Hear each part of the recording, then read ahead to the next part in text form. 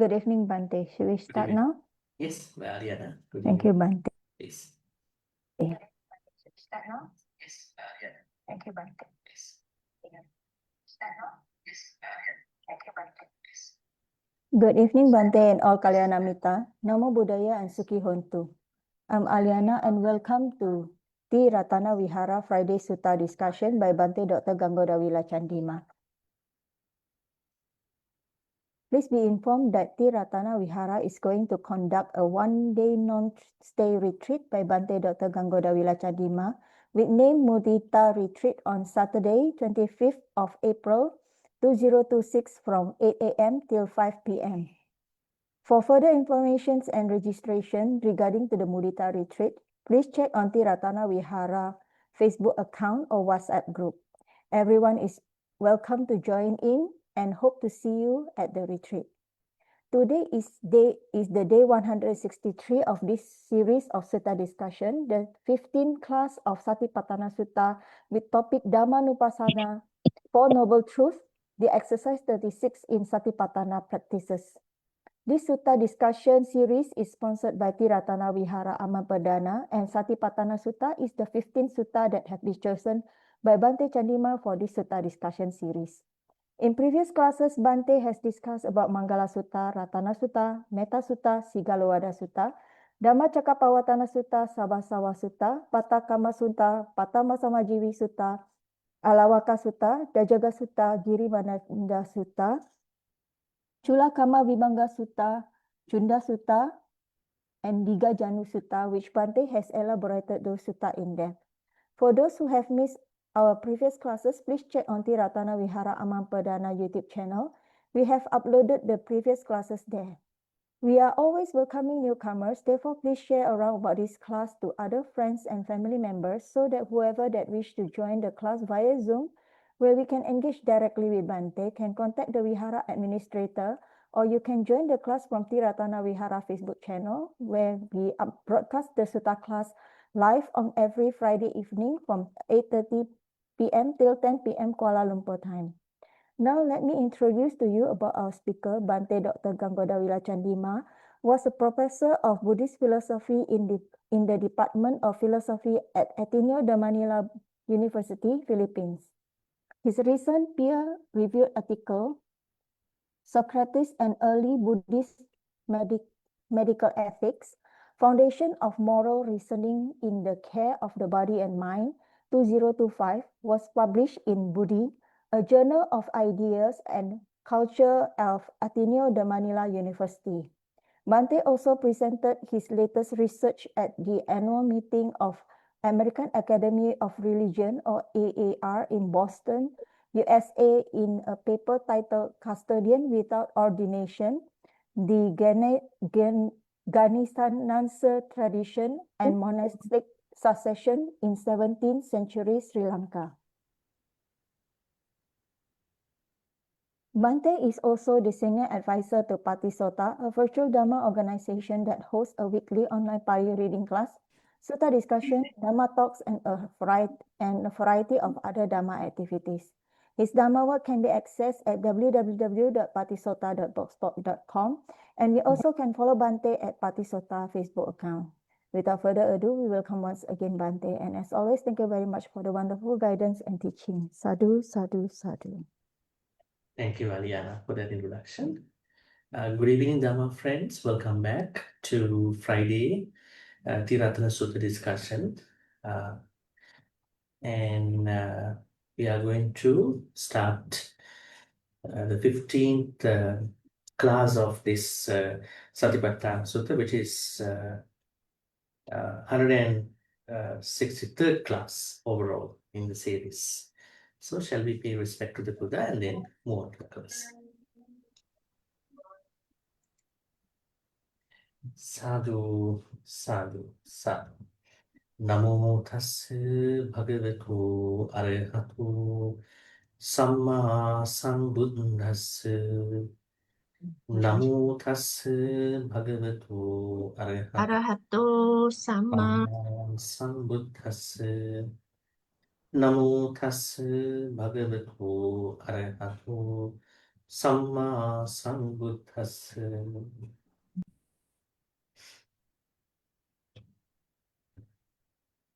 So, today we have a special thing to mention at the beginning. You know, today is the day that we are discussing the last Satipaṭṭhāna practice in our series, right? The 36th practice. So it took us almost 15 days, right, to come to this point. But there were certain, I would say, some time that we spent about Vedana-Nupassana. I think we covered 9 practices in one day because we could understand them. But today we have come down to the 36th practice of the Satipaṭṭhāna Sutta, which is the last practice, which is also the, I would say, the summary of all these practices that someone can do. It is called the Four Noble Truths.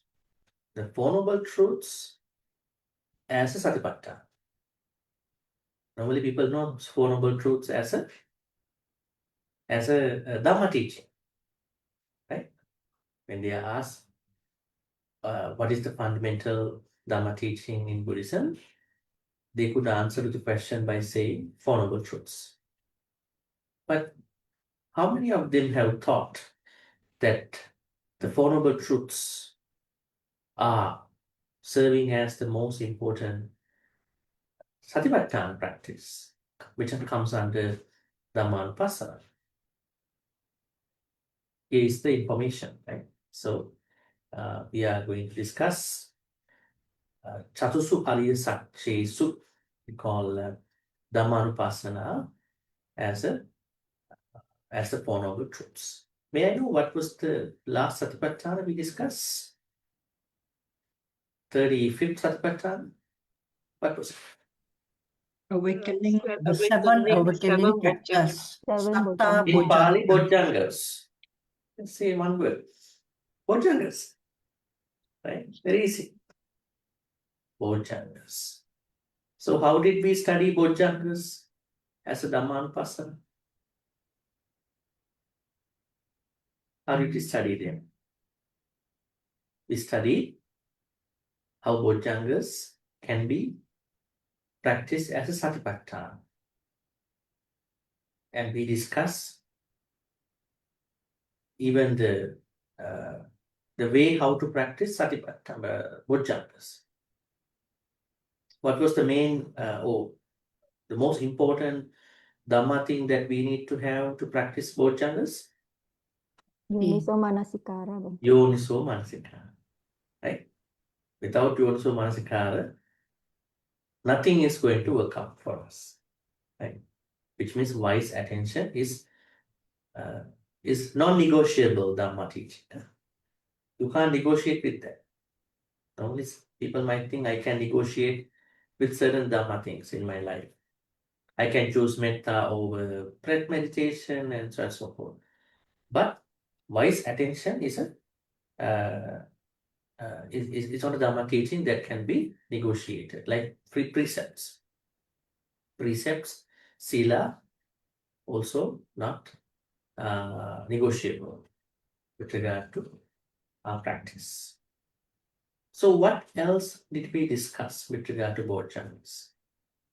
We discussed 7 Bojjhangas, and then we discussed that these Bojjhangas are not only the part of enlightened individuals, we also discussed that these Bojjhangas should be practiced by all of us with wise attention.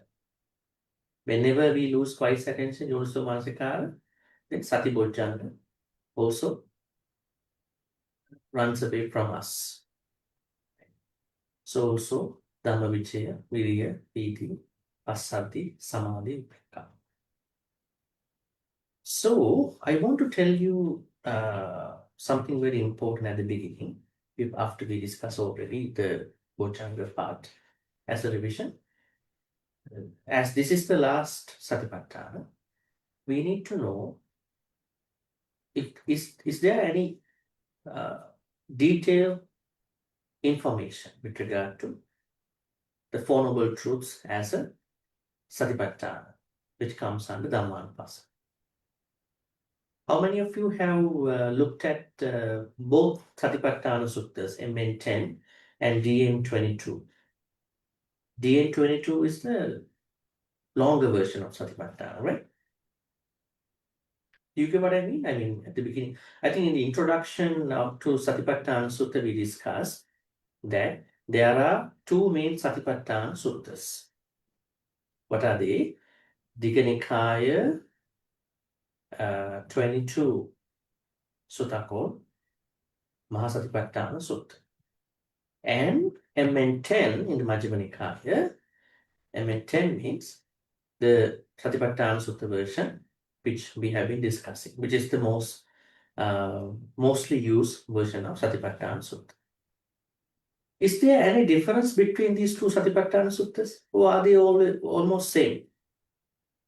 Is there any difference?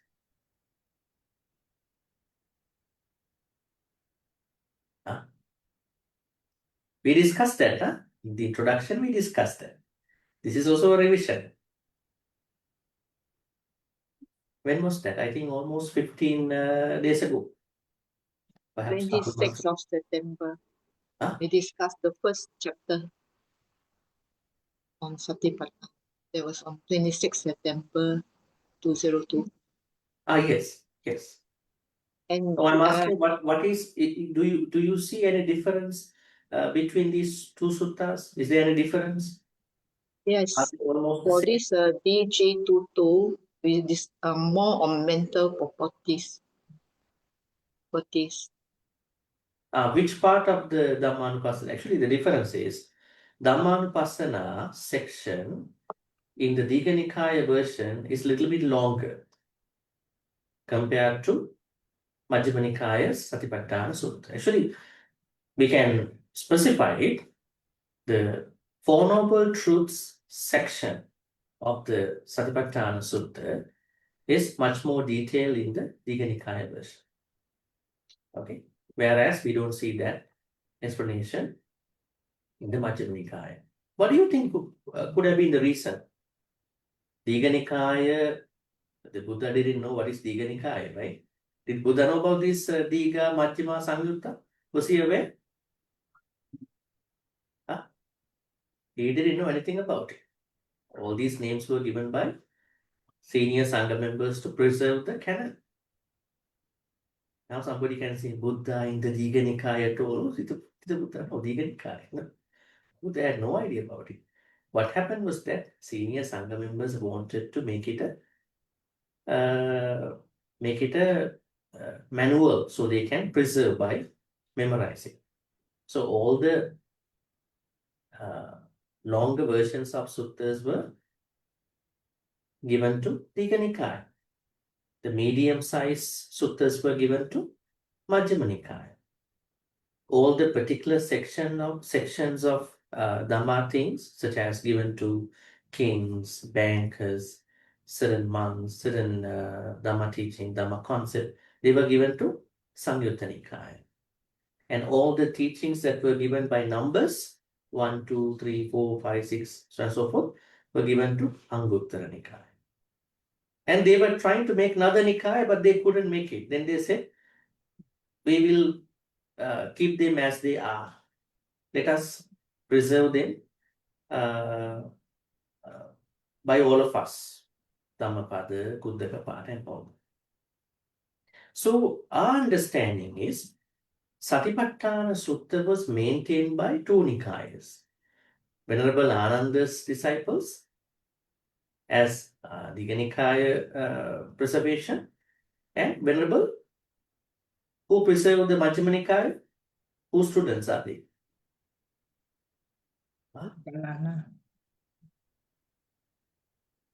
Whose students preserved the Majjhima Nikaya?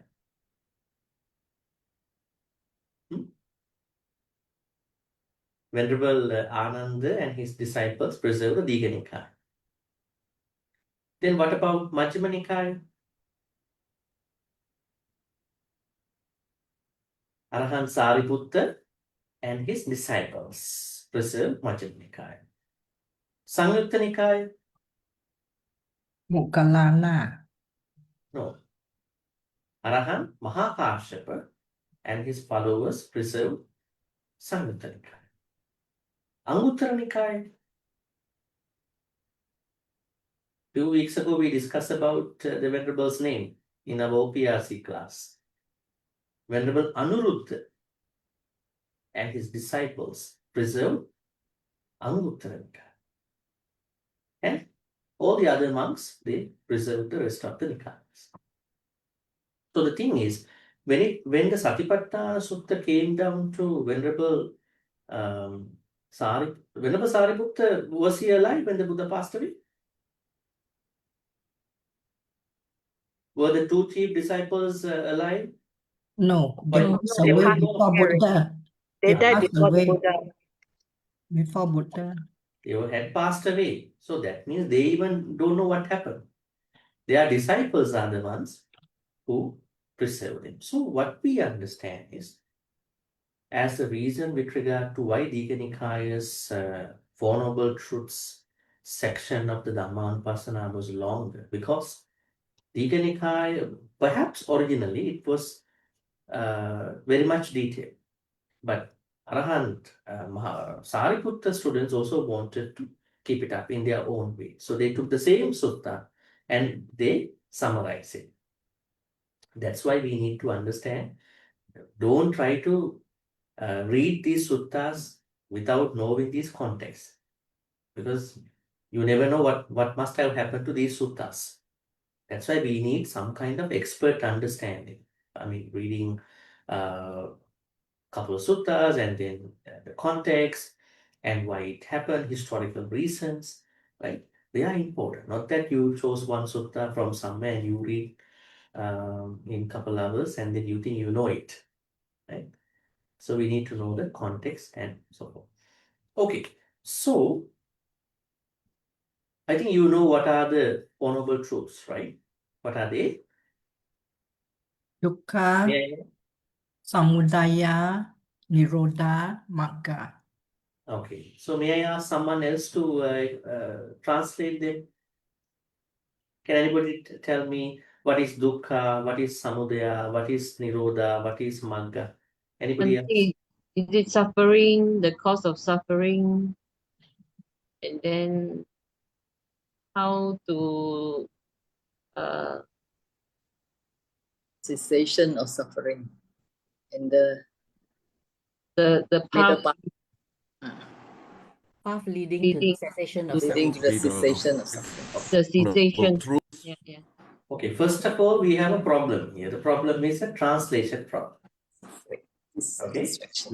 we have to unpack it first before we go to the Dhamma teachings. You know, most of the translations given to Pali words. Now Cause of think about certain Pali words. Bodhi is enlightenment, right? Karma is action. And then there are literal translations given to Pali words. But when we learn about the concept, we understand those English translations are not really reflective about the overall meaning of that Pali concept, right? So the same thing applies to dukkha. Dukkha is not necessarily suffering. dissatisfaction. We can say dissatisfaction, but it can be suffering. Okay, keep in mind. The way how we manage dukkha can, invite suffering to come to that dukkha. Also, there are certain states that we are going through physically, mentally, that are exactly suffering. So when there are a lot of aspects of states of life and mind and the body with regard to dukkha, we cannot translate dukkha precisely as suffering. That is the problem here. Okay, so Dukkha can be translated as dukkha. That's why I said dukkha means dukkha. I don't translate it. Sometimes when you don't know the translation, better keep the Pali word. Now think about if you want to translate Bodhi tree. Can you translate the Bodhi tree? You have a Bodhi tree in a temple, right? Sacred tree. People might ask, what is sacred tree? What is the sacred tree? Holy tree. Holy tree, sacred tree. So better not translate this Bodhi. Keep it as Bodhi means Bodhi. Karma is karma. Right? Buddha is Buddha. Don't say the blessed one, enlightened one. So we will go into more problems. Right? So that's why we need to understand that when we want to understand the Four Noble Truths, let us say that dukkha is dukkha. When people ask you what is dukkha, then you can explain. Dukkha can range between a minor dissatisfaction, unsatisfactoriness, and suffer. So because it can range between a minor and a major level of unhappiness, we cannot translate it to be suffer. Right? So, dukkha. So, dukkha samudaya, dukkha nirodha, dukkha nirodha gamini patipada. They are not truths, they are called noble truths. Because only only a fully awakening Buddha can find and reveal these Four Noble Truths. May I know why did the Buddha have to say, because there can't be four noble truths in the world, according to him in some of the suttas. Why it was 4? There should be only one truth in the world, one noble truth in the world. Why it became 4? Any thoughts? Because you take it as 4 noble truths, so there must be 4. Normally, the noble truth is noble truth. What is precisely the noble truth out of these 4? And why did the Buddha have to teach 4 noble, his finding as 4? It is because during the Buddha's time, there was a certain framework which medical professionals and the people were explaining anything. What was it? Sickness, cause of the sickness, recovery, treatment. So everybody was conscious about these 4. Okay, there's a problem, there's a reason to the problem, and there is a solution, and there are certain steps to go to that solution. So Buddha couldn't explain the noble truths as one noble truth. So he had to make it to 4. But if he had the chance to explain it as one noble truth, what could have been that one noble truth? That is none other than dukkha. Dukkha is the only noble truth. If you look at these 4, what you see is an understanding about the dukkha. Dukkha and why it arose, and then what could be the way to end the dukkha, what could be the way, what could be the ending, and what could be the way to end the dukkha. Right? So it's the only noble truth is dukkha. Right? But let us be careful not to translate dukkha as suffering in the first place. Right? Okay, so now let's get into the text over here. Dhammānupassanā, Four Noble Truths, 36, which is the last practice. Satipaṭṭhāna Sutta, you can see dukkha, samudaya, nirodha, magga. Let us read this part. Punaca parang bhikkhave bhikkhu dhammesu dhammānupassī viharati chatusu ariya satchesu. Katanca bhikkhave bhikkhu dhammesu dhammānupassī viharati chatusu ariya satchesu. So, how to contemplate mental phenomena as mental phenomena. So now this is with regard to the Four Noble Truths. Okay.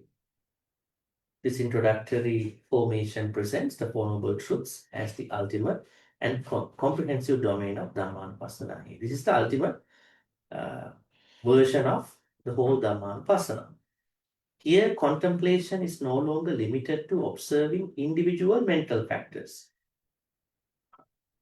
What has been happening so far in the Dhammānupassanā? We were looking at individual mental factors, right? I mean, if you look at the first practice, what was the first practice? Satipaṭṭhāna practice in Dhammānupassanā? It was Kayanupasana. Kayanupasana. no. The Dhammānupassana's first practice. Oh, it's the five hindrances, the five clinging aggregates. 5 hindrances. So when we learn about 5 hindrances and when we made it a Satipaṭṭhāna practice, our main focus was to recognize mental phenomena as mental phenomena. Right? We were not looking at the larger, broader irony or the state that we all are going through with 5 hindrances, with what you call 5 clinging aggregates or ayatanas or bojjhangas. But Four Noble Truths are telling us why we are going through 5 hindrances, why we are going through 5 clinging aggregates, why we are going through ayatanas, why we are going through bojjhangas. So this teaches us that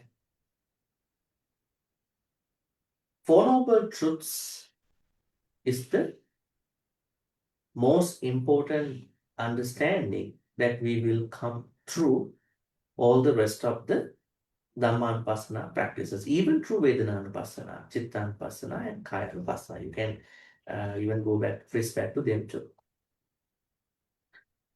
But extends to grasping the structural point of experience itself, how dukkha arises, persists, and ceases according to discernible principles. Do we do that? Are we only talking about dukkha, samudaya, nirodha, magga, or are we sometimes trying to understand our personal suffering? Right?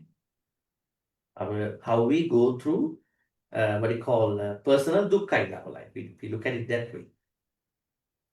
Are we trying to discern our different levels of dukkha in our life? Right? Normally, we look at it as a very much Dhamma concept. When it comes to Four Noble Truths, this is what we have to understand. But are we able to understand the dukkha in our personal life? Perhaps the social life, family life, perhaps the global context, right? So that is why it is important to bring the Four Noble Truths not as a doctrinal point of view only, not as a concept, but as a part of our lived experience that we are going through in our daily life, right? How many of you have thought that whenever you become angry, this is a dukkha, because I want to defend myself, I want to defend my family, right? But how do people respond to that dukkha? Let's say someone becomes angry because of a reason at work or maybe in family. No, I have to first say something about it. Right?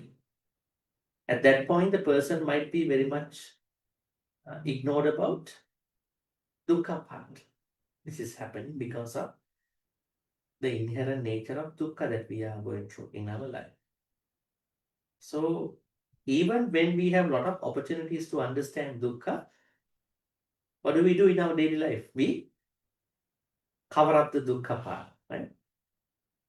We cover up and then we are trying to put blame on the people who are making that dukkha part, looking for the culprits and all that. So that's why we know Four Noble Truths by name, but this dukkha understanding has not come to our personal life because we don't normally look at it that way. That's why the Buddha is saying that you have to bring in Four Noble Truths into daily life. By presenting the Four Noble Truths as Dhammesu Dhammānupassanā, the text emphasizes that they are not abstract doctrines, but immediately observable phenomena within one's own experience. What do you think about it? Can you think about today, January 23rd, Friday? How have you been spending the day? Sometimes when you translate dukkha to be suffering, you don't want to think about it, right? Isn't it? Now, when you translate dukkha to be suffering, no dukkha, but because suffering. No, dukkha is not suffering. Dukkha is, we will learn about what is dukkha actually after this. Dukkha basically means unhappiness, right? Sometimes we are unhappy, but we are not unhappy all the time. But the moment we are becoming unhappy, can we think that this unhappiness comes to us because of dukkha, right? So I don't have to blame anybody. I don't want to blame myself. It is dukkha. That's life. Let me experience it. So that's why this section teaches us to understand your personal dukkha. The more you understand, the more clarity and the more calmness will come to you. And so we cannot look for happiness without understanding our dukkha. Actually, when you understand, the more you understand about your dukkha, the happier you are. Why? Next time you don't struggle that much. Right? Earlier you wanted to react, but now you know it is a part of our life. We don't have to react to it. Somebody might say, maybe I am now becoming immune to the problem. No? Right? Some people are becoming immune to the problem, right? Let's say when you go through the same problem every day, when you don't give a lot of attention to the problem, then you will not go through the same dukkha anymore. Somebody might say you are still going through dukkha. So what's the problem? I am immune to that. I'm not making a complaint about it. So there are ways to look at it as well. But anyways, we need to understand the different versions of dukkha in our daily life to come to this point. All right, maybe we can ask someone to read from here. Who would like to read 4.5.1? This is the most important part of the section. Anyone?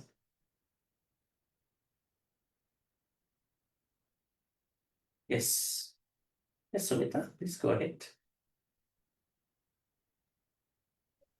Ida bhikkhave bhikkhu idam dukkhanti yatha bhutang pajanati ayam dukkha samudayo ti yatha bhutang pajanati ayam dukkha nirodho ti yatha bhutang pajanati ayam dukkha nirodha gamini padipadati yatha bhutang pajanati.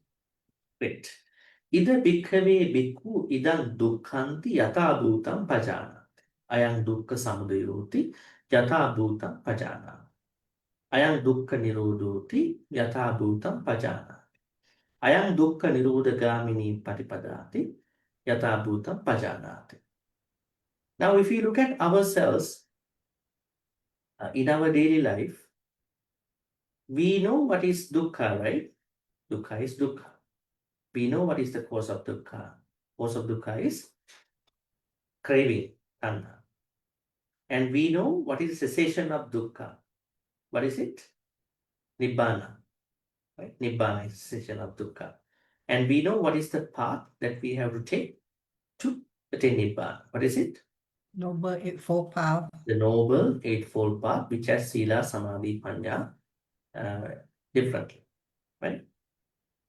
Now, the Buddha is saying that normal people only understand the literal part of the Four Noble Truths. If we really want to make it a Satipaṭṭhāna, Dhammānupassanā practice, we have to know the Four Noble Truths with Yatha Bhuta. Yatha Bhuta, Yatha Bhuta. What is Yatha Bhuta? Let's take a look See here. things as they are. Yatha Bhutang Pajana. Right? So someone fully know or maybe understand any of these noble truths with Yatha Bhuta. Bhuta means Bhuta. What does Bhuta mean?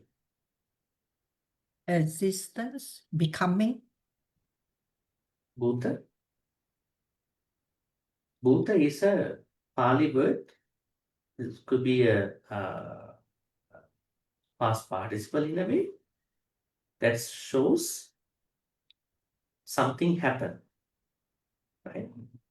So when we say Yatha Bhuta, it means that we need to understand it the way how it is. Okay. Now, when we learn about the first noble truth, the dukkha, we need to understand the way how it was given to us, how it is reflective in our experience. Now, some people might say, in their life, oh, a very nice house, right? No, we just only keep it in the original way, original form. We don't do decorations on our house. Right? Someone might think, I want to decorate myself. I want to get a tattoo, look my body look good, right? Somebody might think, no, I don't. I want to keep my body as it is. That original, natural nature is what I want. But somebody might need to decorate it. So that means when it comes to dukkha, we need to understand the way as it is. Okay? But normally we understand dukkha not as it is. Right? We understand the dukkha as we see it, isn't it? This is the difference. As it is versus as we see it. Okay. And what about tanha, craving part? Yatha bhuta pajana. Yatha bhuta, yatha bhuta, yatha bhuta. Craving has to be understood as it is, not as we see it. Nibbana has to be understood as it is, not as we see it. The Noble Eightfold Path has to be understood as it is, not as we see it. What is the problem with regard to as we see it? What is the problem? The problem is we misperceive all these things in our life.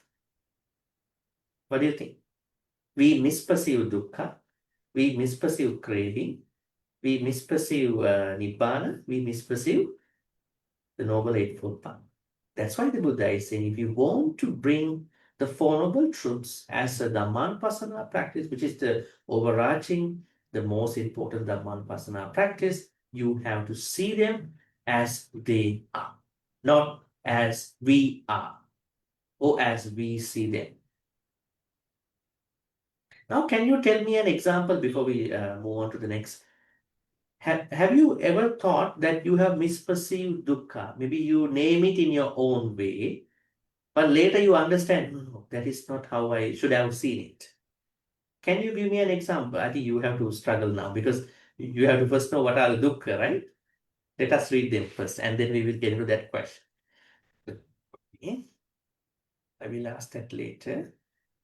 This passage articulates the epistemic core of Buddhist liberative knowledge, insight into the Four Noble Truths as they are actually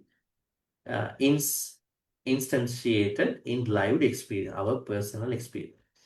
The repeated phrase yata bhutam pajana, understands as it really is, signals that this knowing is neither inferential nor merely doctrinal, but non-delusive, reality-congruent cognition, a mood of wisdom that sees phenomena free from distortion by craving, conceit, and views.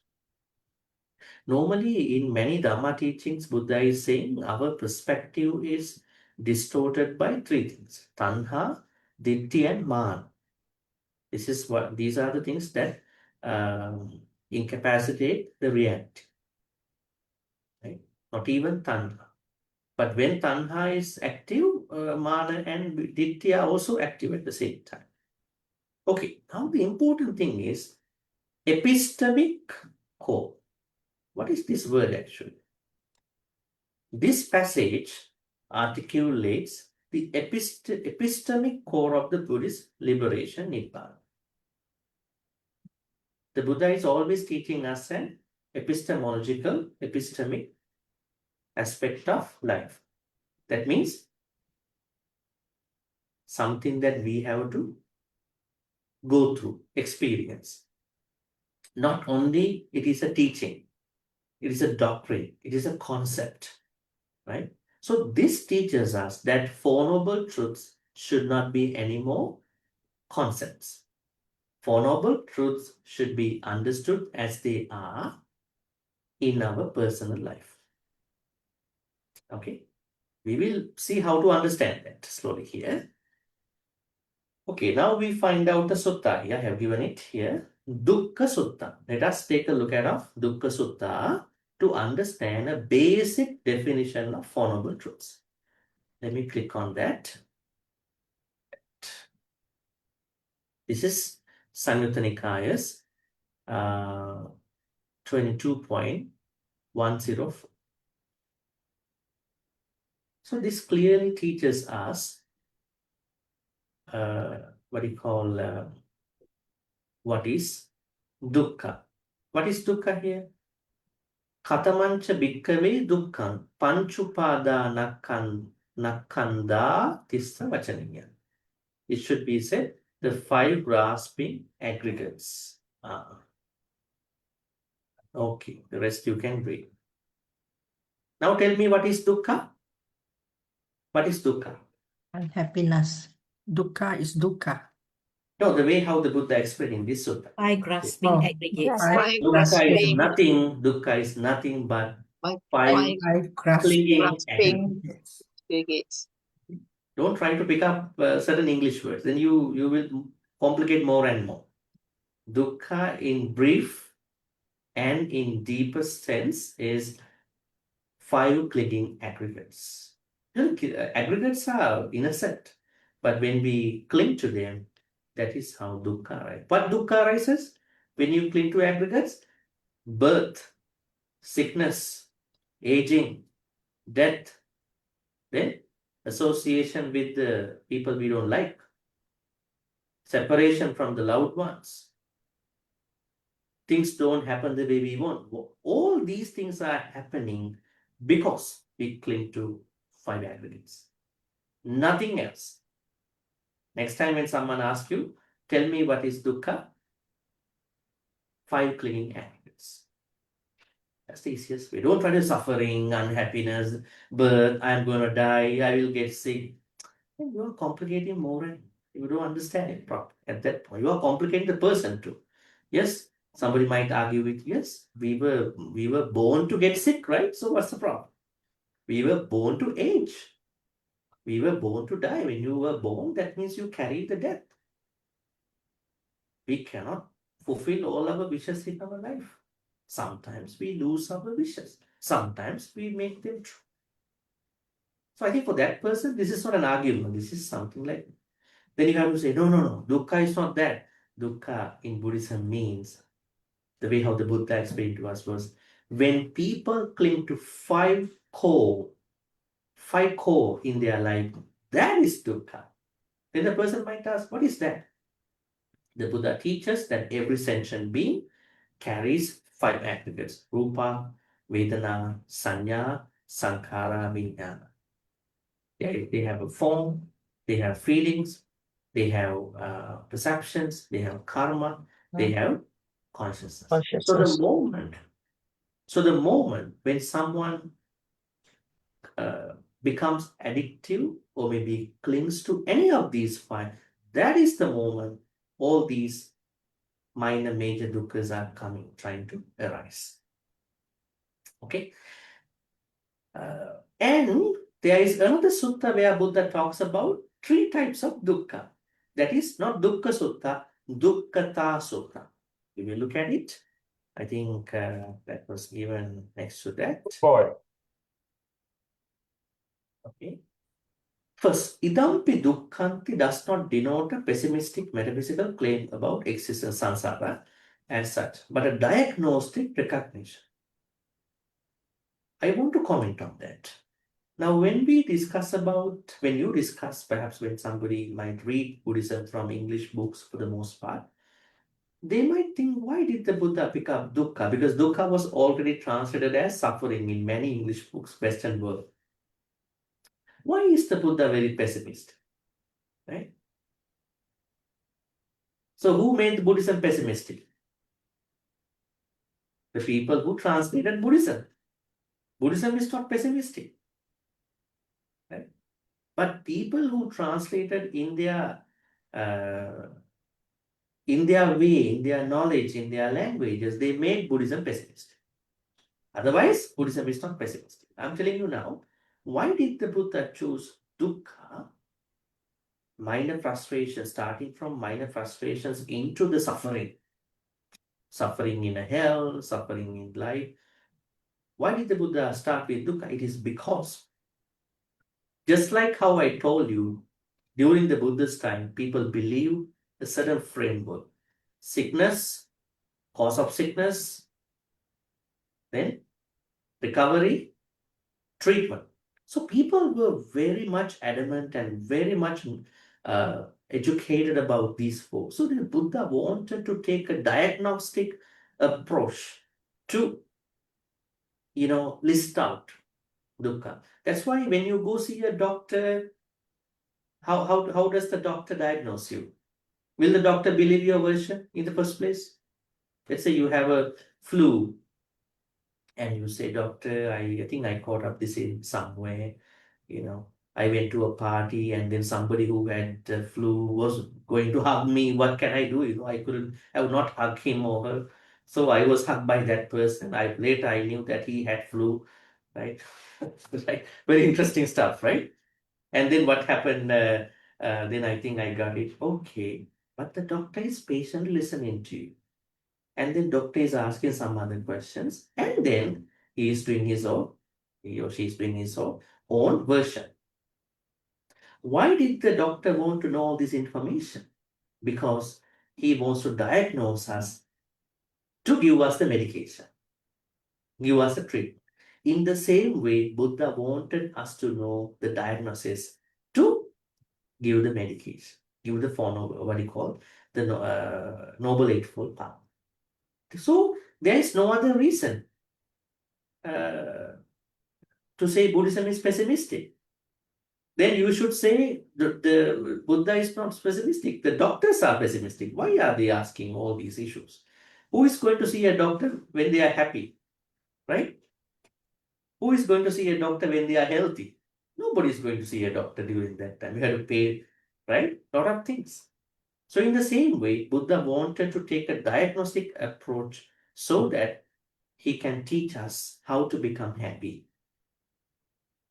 How to become happy, how to maintain our happiness. That's why Buddha started by saying dukkha first and then to show us the Noble Eightfold Path, happiness.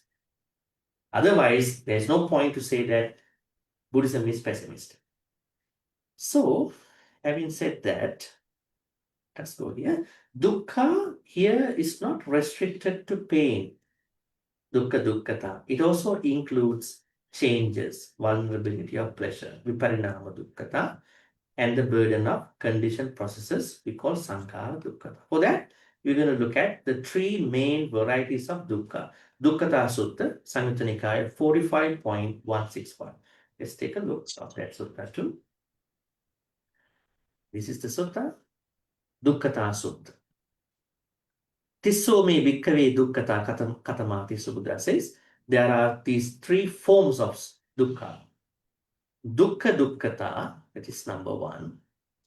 Sankhara dukkata, number two. Viparinama dukkata, number three. Okay. What is dukkha dukkata? What is dukkha dukkata? What is viparinama dukkata? What is sankhara dukkata? May I know? Now you might think maybe double dukkha, right? Dukkha dukkha is double dukkha. Is it? How to translate this? The Buddha says dukkha has three forms. Number one is dukkha dukkata.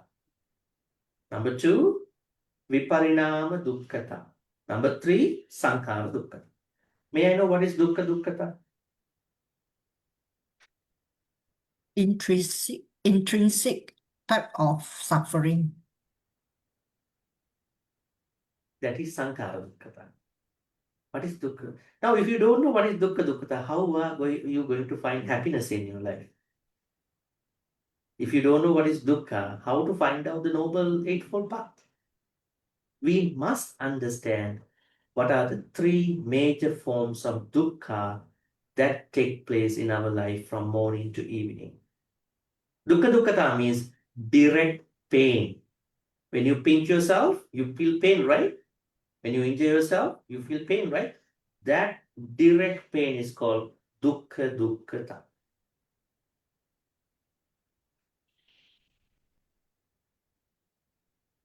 Depending on your practice, let us say when someone blames you, would you feel the direct pain? Why are you criticizing me? Why are you blaming? I feel pain, I feel hurt, right? Dukkha dukkata means direct pain. So the first form of dukkha is dukkha dukkata. Second, viparinama dukkata. What is that?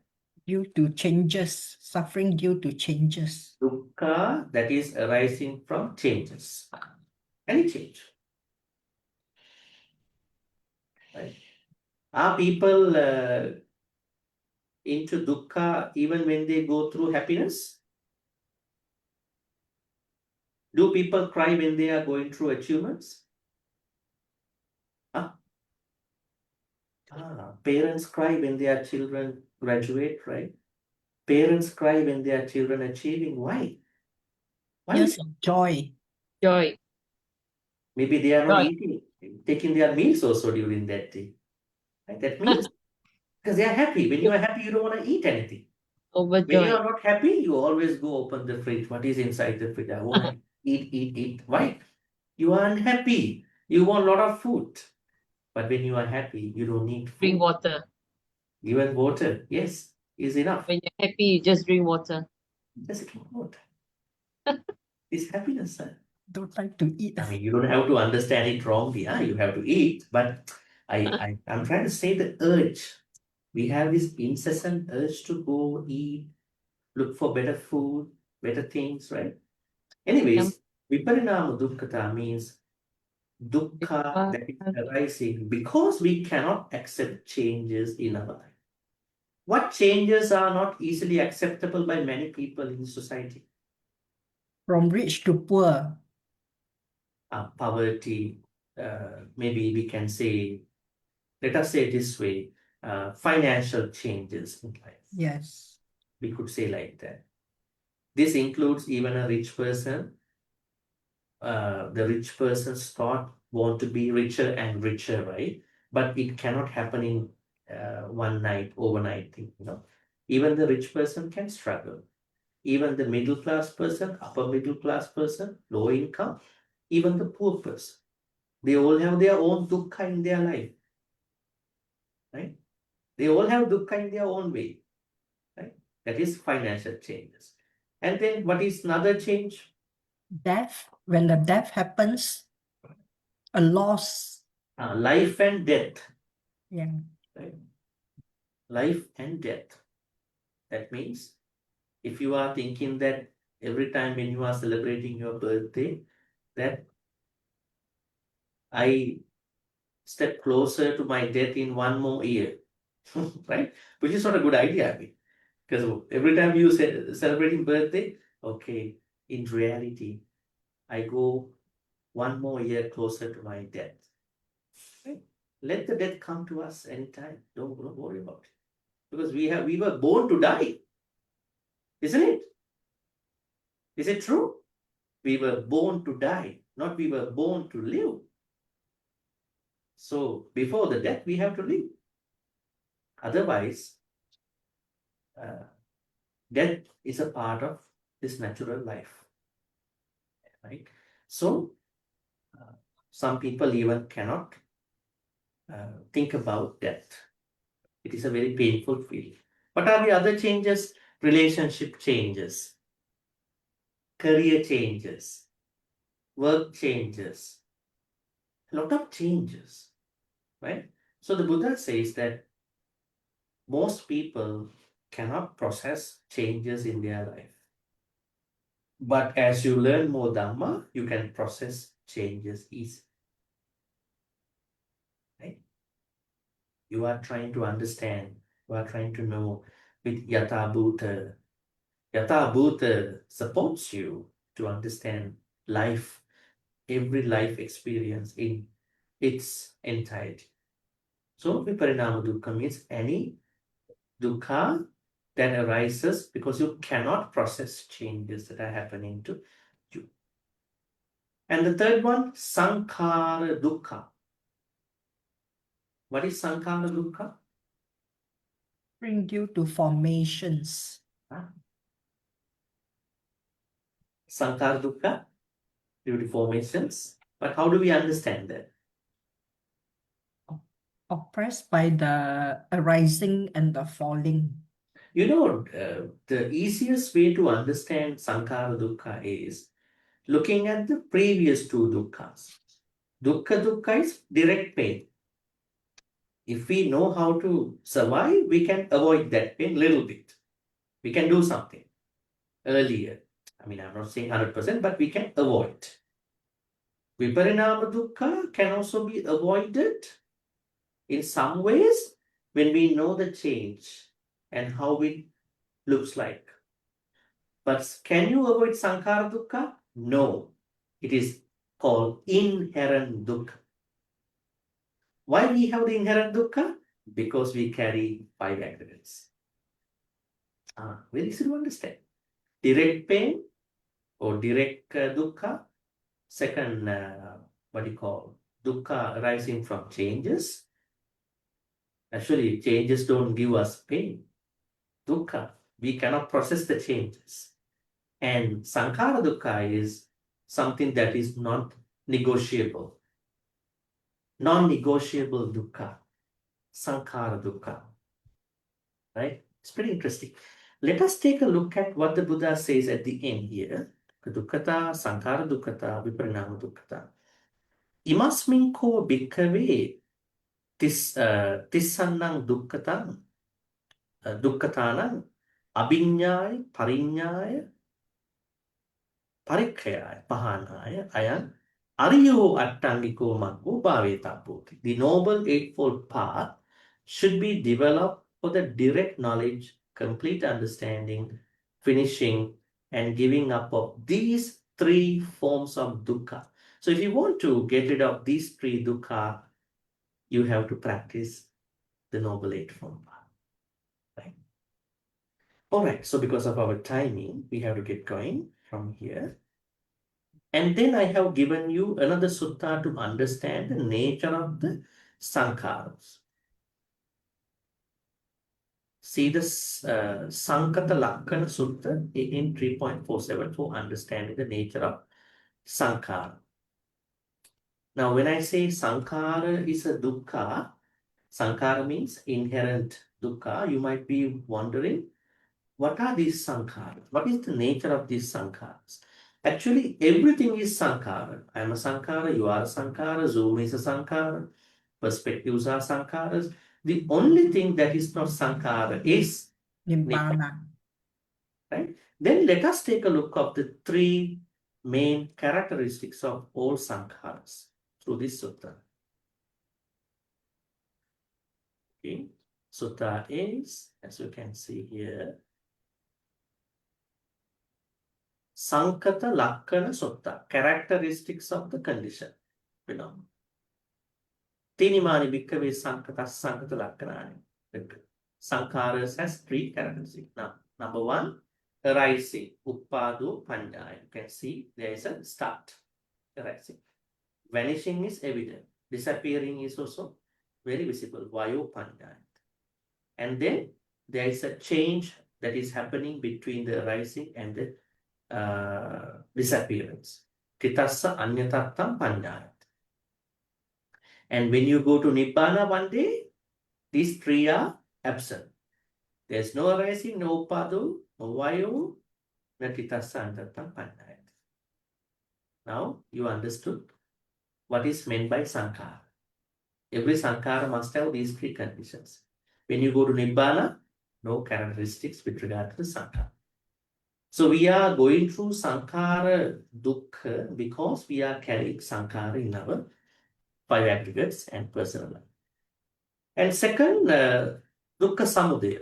If you look at any of these suttas, Digha Nikaya's DN22, actually if you go to Digha Nikaya's version, you can see here,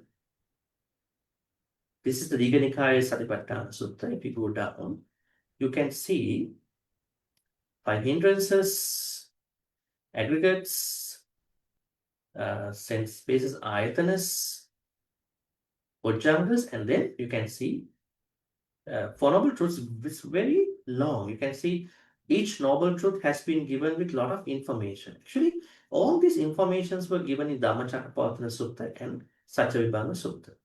So please read that part. But I want to tell you in brief, because you may have questions later, the only cause of our dukkha is craving, tanha. What does create tanha? What does cause tanha to arise? Ignorance, Bhante. Huh? Is it ignorance? Ignorance. Ignorance. What is the immediate cause of tanha? Immediate cause. Clinging? Clinging. Vedana. Jealousy. Poor management of our Vedana. Vedana paccaya tanha. So that means we have to be careful about how do we manage our Vedana, our feelings. Because feelings are retributive of tanha. Now we know we have kama tanha, bhava tanha, vibhava tanha. All these cravings are coming out of misunderstanding our Vedana experience. Then what does create Vedana? Feeling? Jealousy. No, passa, contact. Contact. In order for me to go through the feeling, I should get a contact. My eyes should have a contact. Sight should come to my eyes. In order for my ears to have a contact, sound should come to my ears. Right? In this way, all these external things should have a contact with my internal sense faculties. Then I have a contact. That contact gives me feelings. But the problem is, if I don't understand how to manage my feeling the Buddhist way, I will immediately get into tanha. So when we say the cause of dukkha is tanha, we must understand how to manage our Vedana feeling. I think we discussed that under Dhammānupassanā. But I am going to give you another sutta for that to understand how does Vedana created. If you look at perhaps this one, Dukkha Sutta, Samyutta Nikaya's 12.43, you can see it here. How does it work? I will teach you the origin and disappearance of dukkha. You can see here, dukkha samudaya. You can see the Buddha has given all the, what do you call, sensory experiences here. Chakkuncha paticca rupecha uppajjati chakku viññāna. Contact and feeling and then craving, right? So that means we have to look at how does tanha arise, craving arise in our sense experience. It is not happening in like abruptly. It happens through a process. It's like a heart attack, right? Heart attack is not a one-day activity, right? Things are happening in our body for long time. And then only heart attack comes. Tanha is much more worse than a heart attack, right? Because from heart attack, we die only one life, right? But because of Tanha, we die many lifetimes. But the idea is that in order for someone to go through that experience, someone might think how maybe it is a one day ago. I mean, it has been blocked for long term. And then suddenly it bursts. In the same way, craving is not a one day thing. In order for craving to become craving, it has to go through the process. Sensory consciousnesses, any chakku, sota, whatever consciousness, and then contact, and then feeling, and feeling causes tanha. So what should you do? You have to be careful about your sensory experience, mindful about it, vigilant about it. Then only you can manage your sensory experience, contact, and also your feelings. So then you know how you are creating tanha. At least you can reduce the amount of tanha in your life. And then we get into the rest. The third is nibbana. As we understand, nibbana is the complete ending of craving, right? So how to completely end tanha? It is only by following the Noble Eightfold Path, right? Now, may I know how to practice Noble Eightfold Path? How to practice it? First, we Right have to way. have Yoniso Manasikara, wise attention. That helps us to practice right view, and then right view, right Thought, intention, right, then right speech, right action, right living, Right, this word. Yeah. then right effort, right mindfulness, right mindfulness. concentration. So Concentration. they are initially gradual, but as you practice them over the period of time, they become simultaneous. Right? I think you get what I said, right? Now you start first, let's say if you are a newbie, you are a beginner, you are starting from wise attention and then samadhi and all that. But when you practice them for some time, then you have to practice all of them simultaneously at the same time. Whenever the opportunities arise, you are going to practice that way. But in your daily life, you don't understand the Noble Eightfold Path easily. That's why the Buddha said you have to practice them as sila, samadhi, and panya. And panya. Daily version of Noble Eightfold Path is practice sila and samadhi. Samadhi. Panya. But when you look at the Noble Eightfold Path, we have a difference. The Buddha made a difference with regard to this path. You cannot start the path with sila. Where to begin? Dana. You have to begin with Dana. huh? Sila. No. Dana is a different classification. We have to start with panya. Panya. Yeah. So Samma Ditti, Samma Sankappa, the first two noble path factors are Panya. panya path. Yeah. And then sila path. Samma, what do you call? Samadhi. Samma Sankappa, Samma Vacha, Samma Kammanta, Samma Ajiva, they are sila path. Then Samadhi. Samma Vayam, Samma Sati, Samma Samadhi. So where is the wisdom? Wisdom is automatic. As you go through from Panya, Sila, Samadhi, wisdom is automatic. Okay? Can you think about a very rational argument about it? Now, say for instance, someone is practicing Sila without knowing the context of the Sila. What do I mean by that? Let's say you are practicing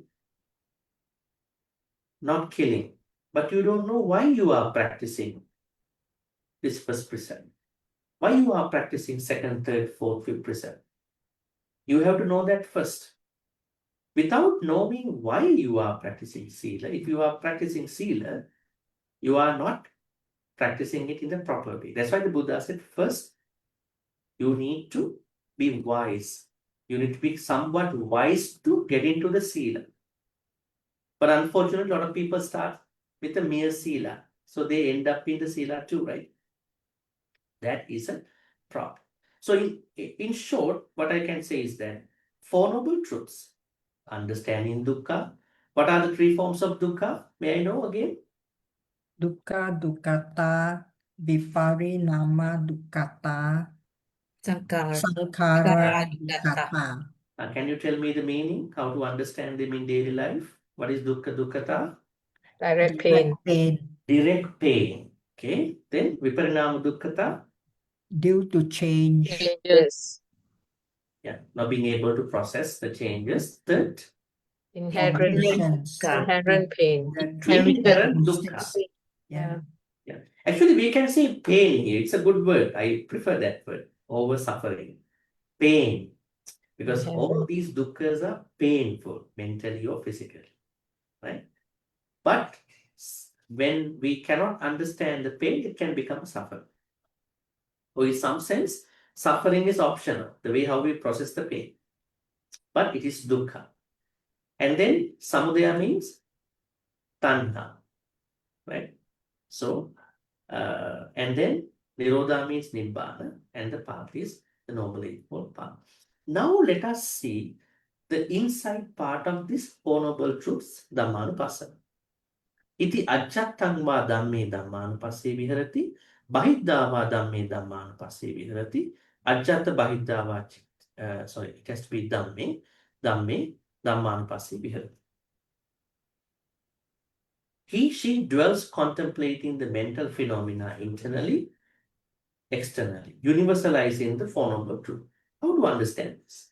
That means when I know my personal dukkha in my life, according to Four Noble Truths structure, dukkha, samudaya, nirodha, magga, I also have to think that other people also go through their own Four Noble Truths understanding, if they want to, in their personal life.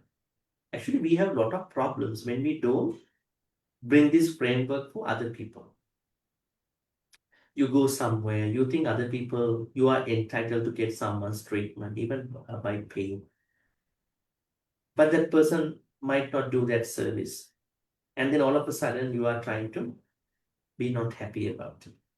But what if you give a certain provision, space? Okay, different people go through different life situations during different times.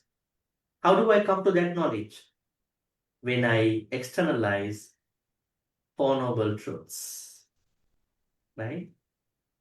They go through their own life.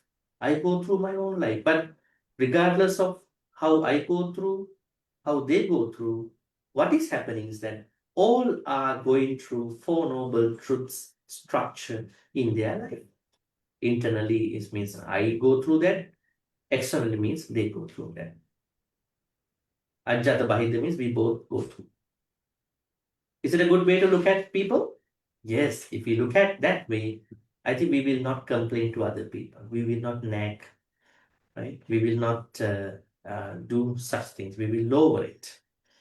And then, samudaya Dhammānupassīva, vaya Dhammānupassīva, samudaya vaya Dhammā. What is the samudaya of the Four Noble Truths? Tanha. What's the cause of Four Noble Truth? Tanha.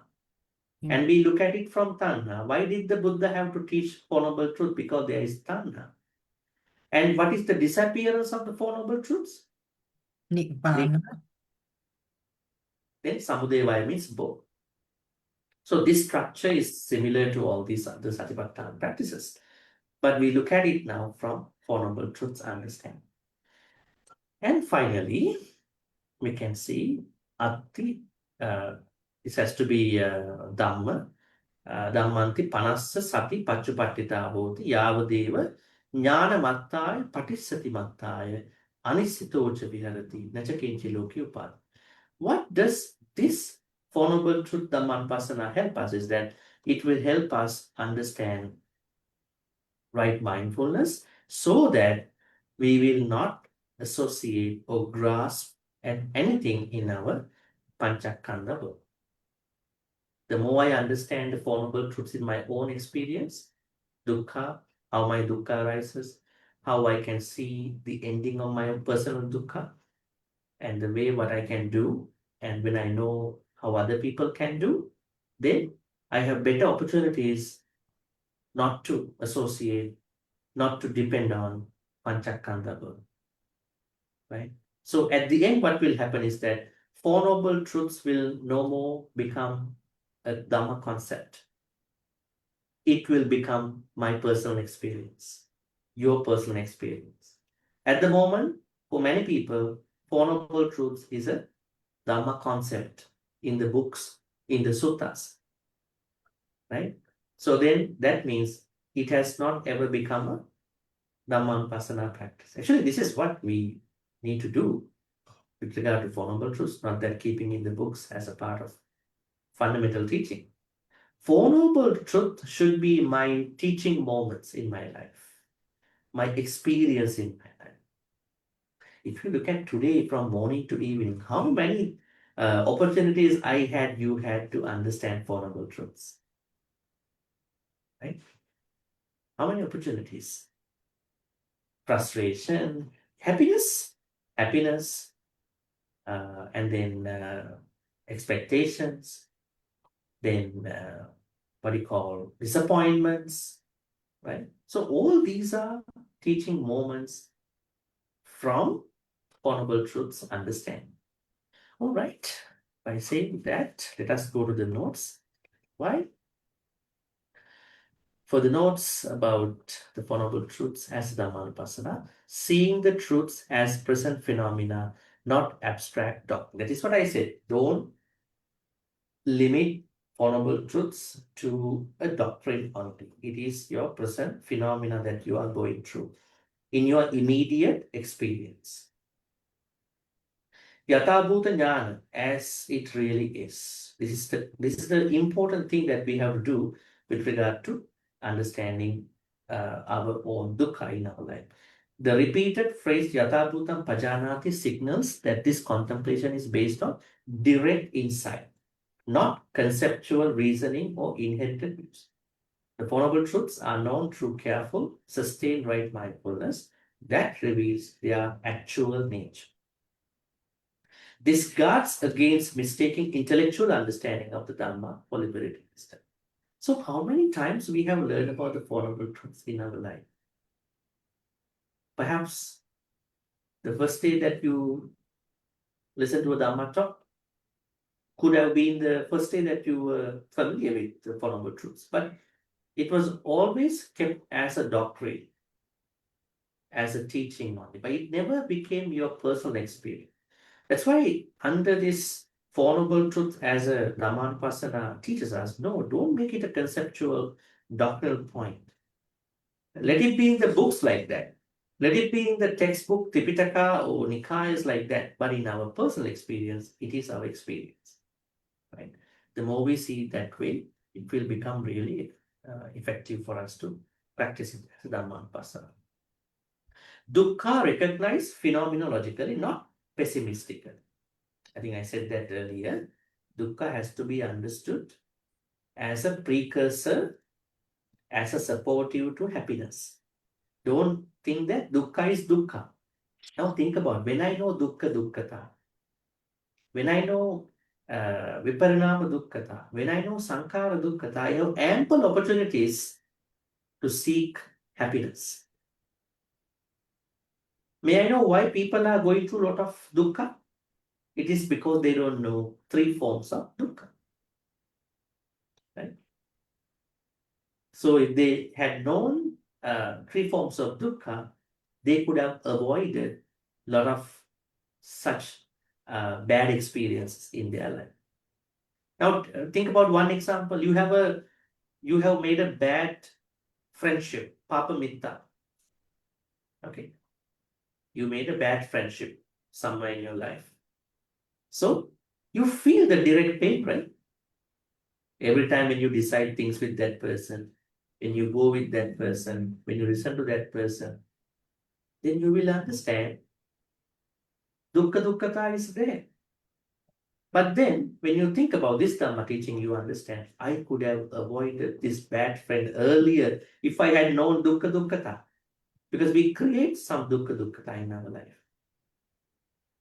Viparinama Dukkhata is also preparation to see the changes as they are. Sankhara Dukkhata is unavoidable. What to do? That's why we have to get out of the samsara, right? But at least we know Sankhara Dukkhata is inevitable. That also helps us to be resilient, be able to bounce back from the, Panchakanda Dukkha in our daily life. So it's not about pessimistic perspective, it's about understanding life. Samudaya means tanha, trace to conditional arising, not external plane. Nirodha, magga. Yes, so at this point, we will open for the Q&A. If you have any questions about today, you may raise your virtual hand and ask the questions about today's topic. Four Noble Truths as the last Satipaṭṭhāna practice, or maybe the last Dhammānupassanā. Any questions for today? Okay. Bhante, Emma, please. when we talk about this Tangha, isn't it also is good to study into the dependent originations? That's what we discussed. We said This is really deep inside, right? The 12, no, what the Buddha it's a said was, connection. what the Buddha said was, understand the Paticca Samuppada nature in our akusala experience. Now, not that we go and understand Paticca separately in the first place. Yes, we can do that. But what we need to know with regard to Tanha is, how does Tanha arise? Yeah. Right? Yeah. Feeling, Vedana. How do feelings arise? Contact. Contact. Then How the does contact arise? So we can go back sense is, and we can go forward. Go back, go forward and find out the thing. And the most important thing that we learn here, that we have to learn and we've been learning, is that never make Four Noble Truths understand into a conceptual framework. Find out the Four Noble Truths in your daily life. Paticca structure supports us to find it. Yeah. That's right. Then I think end of the day, it goes down to the point of ignorance, right, Bhante? Avijja? Yes. Avijja is the reason why we are going through all this. But avijja is embedded in every akusala experience. So only when someone attains Nibbana, avijja will be eliminated. But at least we understand what to do with regard to tanha. Tanha. That Thank is you, much Bhante. better. Yes. Thank you, Bhante. All right. One question in the chat, and then I ask Corina to ask the question. Is there any difference in seeing dukkha in Vedananupassana and in Dhammānupassanā, Four Noble Truths? What do you exactly mean by that, Liana? You want to explain a little bit? Yes, Bhante. In Vedananupassana, we see our feelings as dukkha, dukkha masukkha, and the other one is sukha, if I'm not mistaken, right, Bhante? Yeah, we have samisa dukkha, niramisa dukkha. Yes. Is it any difference in seeing the dukkha in the Vedana and Oh, this today? is the higher version of understanding dukkha. Four Noble Truths practice. This is the last practice. This is much, much higher than Vedananupassana practice. So should we focus on this? No, what I can suggest or- is, what I can suggest is, when you practice Vedana Nupassana, you look at Vedana only relevant to the Vedana part. But when you look at dukkha as a part of Dhammānupassanā, it covers a broad range of dukkha, not even feeling dukkha, perception dukkha, rupa dukkha, Yeah. sankhara dukkha, viññāna dukkha. It covers a broad range of dukkha. Yes. So what I can suggest you is that if you are confused about now what to do, there are some overlapping stuff. Whenever you go through feelings, you look at the dukkha in the feelings, if there are. Time to time, when you have more opportunities to think about life overall, Dhammānupassana's Four Noble Truths practice as a Dhammānupassana. So it works through the opportunities that we are having in our life. Not that I do it as a practice Vedana or Dhamma. So whenever you have the opportunity, if you think this is a good moment for Vedana, dukkha in the Vedana to be seen, Vedananupassana way. At times, if you have a bigger opportunity to look back your life, then Four Noble Truths. Thank you, Both are Bhante. working differently, but that one is the highest way to do it. Today's one. Thank you very much, Bhante. Yes, Corina, you have a question? Yeah, Bhante, just now you were mentioning one of the suttas we need to really read and be serious looking into which sutta is that? Which Nikaya is that? Which tells us all about the noble truth, noble path, and then all these 12 senses, everything. You can look for the Satipaṭṭhāna Sutta in the Dīgha Nikāya, DN 22. Okay. Yes. Okay, thank you.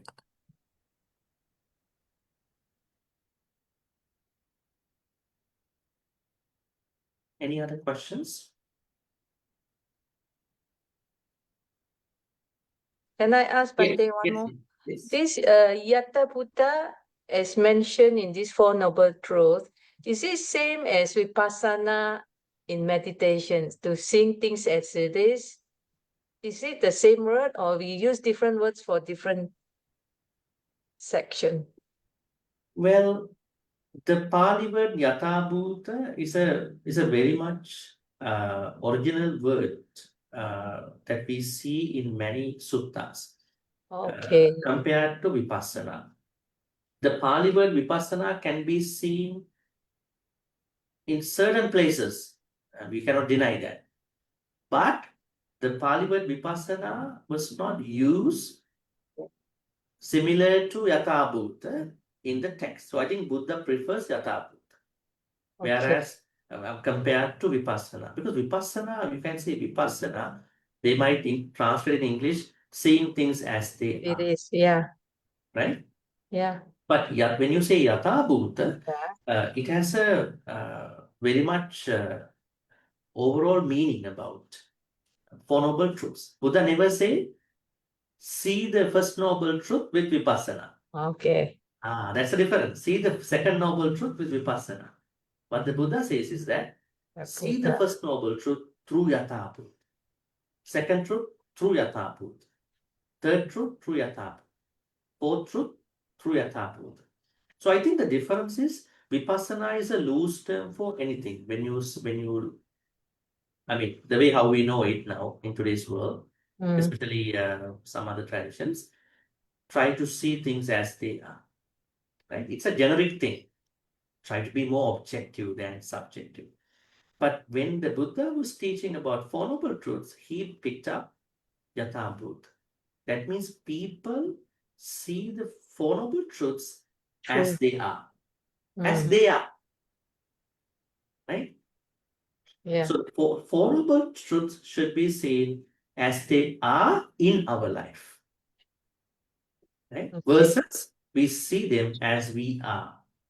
When you say as we are misperceiving the Four Noble Truths. So I think let us prefer Yatabhuta because we see Yatabhuta in many early suttas. So why to just throw this Yatabhuta and pick up Vipassana, which was coming to existence from Burmese tradition as a meditation. So better to pick up Yatabhuta. Yatabhuta Thank you. being able to see the Four Noble Truths as they are in our live experience.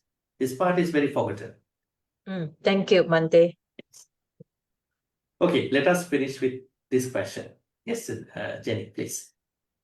Yeah, Bhante, I actually not very clear on how to use the Four Noble Truths when, when we encounter some unfortunate event in our life. For example, I just give you an example. If somebody got scammed or I got scammed, so, there will be a lot of suffering.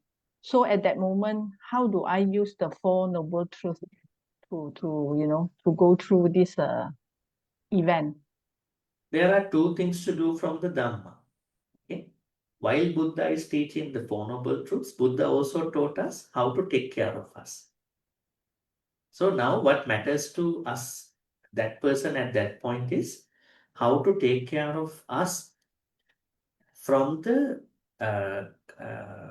digital or the existing modern culture, from certain dangers, right? So we need a digital mindfulness, digital awareness about what's happening, right? That is number one.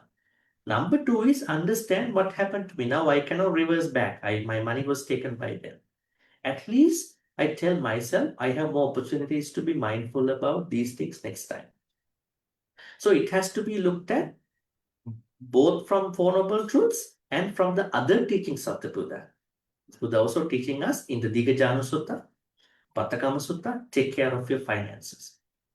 You have to be vigilant about protection of your money. How did the Buddha say in the Sutta? Digajana Sutta, maybe we can ask from our students. Arakka Sampada. Then we cannot forget about it. Protection of the wealth. And we said insurances, knowing about the credit culture, knowing about digital gadgets, digital culture. So I think we have to look at it from those teachings and also from the Four Noble Truths.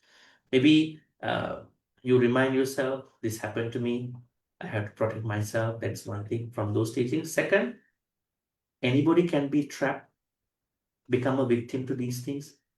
So that thing I understand true, dukkha dukkhata. Or maybe viparinama dukkhata.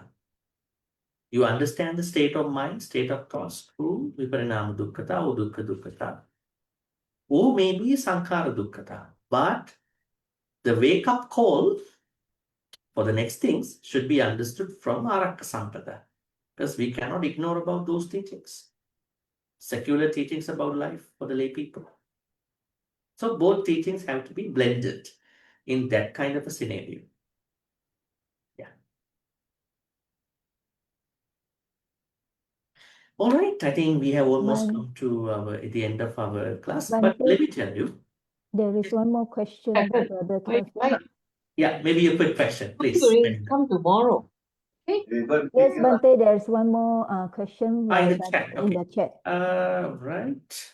Four Noble Truths is like how a doctor. Do you say treat or treat? Treat, right? Treat a patient where it needs to be done in sequence. Diagnosis. Maybe you can say sickness, diagnosis, cause, prognosis, and treatment. Else, if we miss a step, there will be no healing, attain nirvana. Okay, this framework shouldn't be a very much serious framework. But when you see that there is a certain framework to follow, I think it's better to follow that, right? It's like paramedics are going to come to a certain situation. They make the best decisions, But later you might think they could have done this or no, they might say, to the best interest of us during that time, we had to make that decision. So what we need to understand with regard to these four stuff framework is, this is a general way to, maybe a better way to address any issue during the Buddha's time.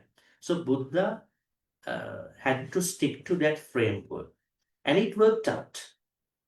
So, but There may be certain situations where Buddha had to go beyond this kind of situation. You know, when he teaches Dhamma, sometimes he did not talk about dukkha a lot. He just talked about happiness. Some people became enlightened, right? But the general way is this. But depending on different people's genius, wisdom, wise life, Buddha had to perhaps bypass it in certain ways. But not for us, huh? We have to go through this framework. All right, so the thing that I wanted to remind is that next Friday will be our what you call review, full review. So what's going to happen is that Aliana will be posting the message. So please repost with 20 questions. This is our thing. So please ask any of the questions about Satipaṭṭhāna Sutta. And there is another small section to finish in Satipaṭṭhāna Sutta. It's about how does Satipaṭṭhāna practice work out. That's not very much important, but we will see, because we are not result oriented in Buddhism, right? But we will look at it. All right, with that in mind, now let us transfer the good karmas. May all the good karmas we've been making today by learning about Four Noble Truths as the last Satipaṭṭhāna practice, or the Dhammānupassanā's last practice. May all these teachings we made, the good karmas we made through these teachings be transferred to all departed ones. May they be well and happy. May they attain the supreme bliss of Nibbana. Sadhu, sadhu, sadhu. Idang mi nyati nang hotu sukita huntu nyatayo. Idang mi nyati nang hotu sukita huntu nyatayo. Idang mi nyati nang hotu sukita huntu nyatayo. May Devanaga Mahidika receive all these good karmas. May they be well and happy. May they protect and bless all of us, all of you, for good health, quality of life, prosperity, safety, and happiness. May Devanaga Mahindika also attain supreme bliss of Nibbana. Sadhu, sadhu, sadhu. Ti-Ratana amhi sambatang punya sampadang sabbe deva anumodantu sabbasang bhakti siddhya. Ti-Ratana amhi sambatang punya sampadang sabbe bhuta anumodantu sabbasang bhakti siddhya. Ti-Ratana amhi sambatang punya sampadang sabbe satta anumodantu sabbasang bhakti siddhya. Akasattha ca Bhummattha Deva Naga Mahidika Punyantang Anumoditva Chirang Rakhantu Sasana. Akasattha ca Bhummattha Deva Naga Mahidika Punyantang Anumoditva Chirang Rakhantu Sasana. Akasattha ca Bhummattha Deva Naga Mahidika Punyantang Anumoditva Chirang Rakhang Tumang Parang Chirang Rakhang Tuman Sadati. Next is Dhamma Wish. Our Dhamma Wish is always to be surrounded with Kalyana Mitras who can support us by showing how they transcend, how they grow in their Saddha, Sila, Chaga, Panya. At the same time, may we become Kalyana Mitras to as many sentient beings as we meet in this samsaric life till we attain. Imina punya kamena mami bal samagamu satang samagamu yavanibbana pattiya. Finally, may all the good karmas we be making, not even today, for the last 15 days where we discuss Satipaṭṭhāna Sutta, we support you and helpful for all of us to attain supreme bliss of Nibbana. Sadhu, sadhu, sadhu. Abhivadana siddhissa niccang vannha pacāyino cattaro dhamma vannanti ayuvanno sukhang balam ayurārogyā sampatti sagga sampatti mevaca ato nibbāna sampatti iminati samicchatu. Sadhu, sadhu, sadhu. With those blessings, wishing you a pleasant good night till we see again on Friday, next Friday at the same time for the full review. So please come up with questions only related to the Satipaṭṭhāna. So don't miss out this opportunity. Sometimes people ask irrelevant questions. So, but I would like to see questions about Satipaṭṭhāna Sutta. Thank Thank you, you. Bhante. Thank you, Bhante. Sadhu, Thank you, Bhante. sadhu. Good night, Bhante. Thank you, Bhante. Thank you, Bhante. Sadhu, sadhu, sadhu. Sadhu, Thank you, Night, Bhante. Sadhu, Thank you, sadhu, Bhante. sadhu. Good night and take care. Yeah. Okay. Thank you, Bye-bye, Bhante. Bhante. Yes, Thank you. sister, brother and sister. night. Good night. Thank you, Bhante. Sadhu.